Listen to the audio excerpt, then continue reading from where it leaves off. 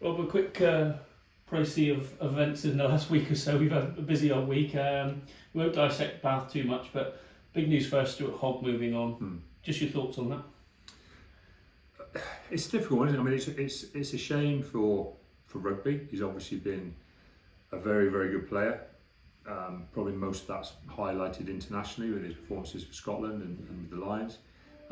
He's a guy who came in and did exactly what we wanted him to do. I think people sometimes maybe forget that.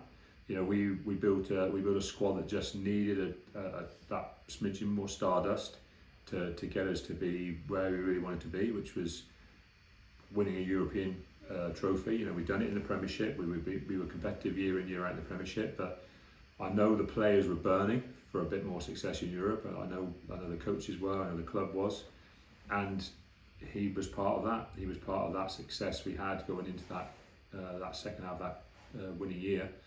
And him and Johnny Gay came in, and they just, between them and the rest of the team, we just had that squad that was aligned and ready to go, and performed exceptionally well in some exceptionally big games and got us over the line. You know, and it was getting us over the line then, wasn't it? And I think that's what he needs to be remembered for. You know, any of the other stuff around, you know, how we've done in the last couple of years, I'm not saying it's irrelevant, because of course it's not, but actually, you know, there's been other factors since that time that have kind of just not have quite stilted us a little bit. You know, having to go straight into a second season, even though we did pretty well, we were pretty good in the Premiership, and we got to a quarter final in Europe.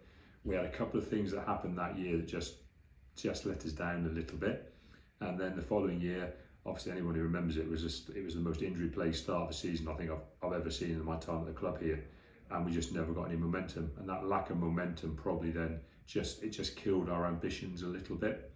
And where we are now is kind of where we are. You know, we're a team that has probably got a lot of different things going on, Stuart being one of them, other players moving on, but at the same time you've got to fully accept and at the same time appreciate, you know, his reasons for retirement, and they are good reasons. You know, I kind of have quite a lot of admiration for people who go out saying that they want to go out towards the top. He wants to go out playing good rugby. He feels that, you know, his physical powers may start to dwindle in the future, and he wants to go now when it's in his hands, and he's going to be involved with us, and he's going to be involved with Scotland. And you've got to admire that, and you've got to say, well done. It's been an incredible career, and it has been an incredible career. You know, and no one can ever take that away from him. To the wider world, it seemed a shock decision. Did you have an inkling? Did you know about it in any shape or form? Yeah, Stuart's been very open about it for a period of time.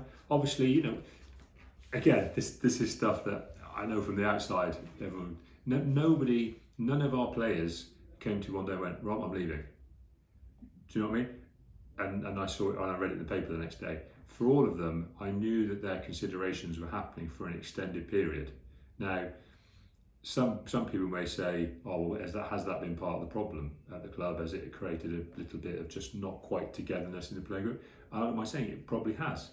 Because as those guys are making decisions on their future, that involves going and meeting other clubs and talking to other people, and you know, that's going to happen. You know, that's how little bits of distraction happen. But that's where that group have been in their lives, and I can't blame them for that. This is part of the story that was always going to get written. You know, if you have success at one club, if you win things, other people are going to want to get you. They're going to want to have your involvement. You're going to become attractive as you get to 30 years old. You've got to start thinking different things to do at 20, and you do. You know, whatever. If you say you don't, well, they're wrong, because they do. That's human nature. And so these things were going to be distractions, and they were going to cause us some issues. And we've just got to this end part of the season. We've just got to try and just keep nudging each other back to being aligned, so that we don't get frustrated. Because one of our big issues at the moment is we're all getting frustrated with each other. You know, players are getting frustrated with each other. The coaches are getting frustrated with the players. The players are getting frustrated with the coaches. There's no big fallout happening, but we're all kind of looking at each other going, "Come on, we're better than this." Everybody is.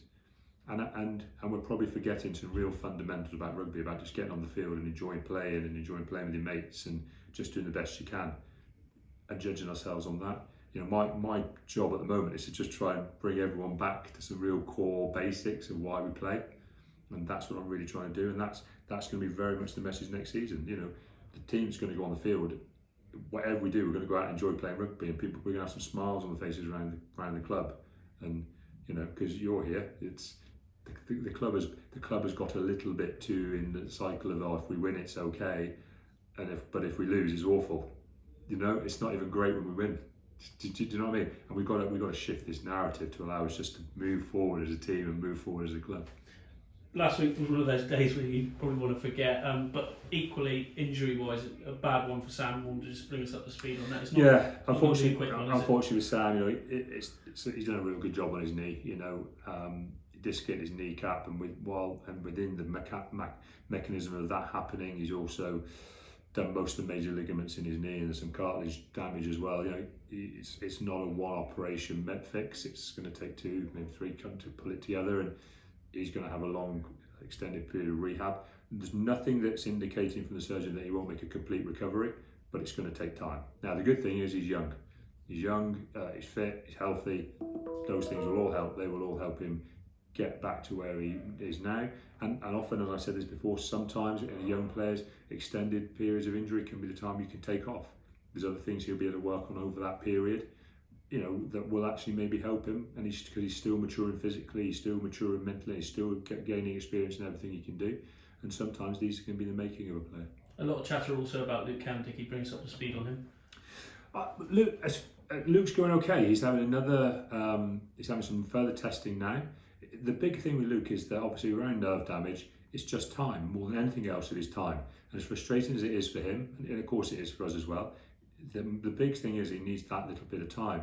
And as long as the progress is improving, then he's in a good place. And that is as simple as that, really. He's not yet in this place where everyone's talking about, can he go to Montpellier, can he or not? He's obviously got concerns about where he's going, because he's got an injury that's stopping him playing. But, you know, he's come back from other big injuries and played and done very well. And right here and now, as far as I'm concerned, now I'm saying this pre him having his consultation today, he's an improving pitcher, and my expectation is that he's going to keep improving. There's a potential for him to involve in the World Cup, and then he'll be ready to go and play in France and carry on his career. That's what I hope happens, and that's what I'm expecting to happen. And right here and now, I've got no reason to believe any different. You described him as a prowling lion to the media a moment ago. Well, he's driving you mad, isn't he? He's driving everyone mad a bit, but kind of in the right way. You know, he's frustrated. Luke is the kind of guy who's frustrated in a lot of ways. He's frustrated he's not playing. He loves playing games of rugby. He's frustrated watching us not play as well as we can. That's a frustration for him. You know, he's probably got some frustrations around, you know, him wanting to finish his time here, being on the field, and doing as well as he can for the club. You know, there's a lot of frustrations there. And Luke's the kind of guy who vents it by walking around growling and barking and shouting, and you know, and I was going to say swearing, but it's not always swearing, but you know, but sometimes that can be quite a good vibe around a place, because it brings. He's driving a standard, though. Yeah, it brings a bit of energy, and it gets people on the move, and it gets people to understand how lucky they are when they're playing, and that can be really important.